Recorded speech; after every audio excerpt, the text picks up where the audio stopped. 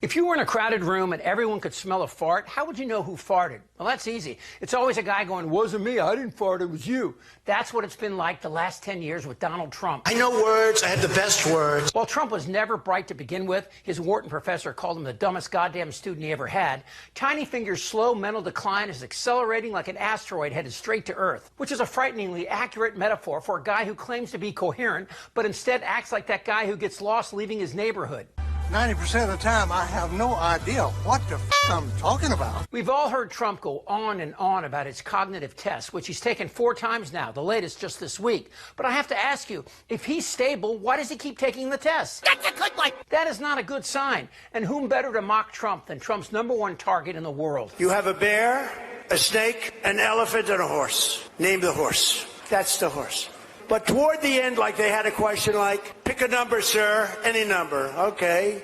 Multiply times 9, divide by 2, add on 1,324, subtract 1,292. Sir, multiply it out one more time by 19. What is the answer, sir? And I got it right. This test that he's bragging about is called the Montreal Cognitive Test. First of all, it's incredibly easy. I took it myself. I got a perfect score, no problem. And second, there are no equations on this test. There's no multiplication. There's no division. He's making that up. No one, and I mean no one, has gotten to Trump like Kimmel. Do you think when they do these, he knows he's going to the hospital, or is it like when you trick your dog into going to the vet?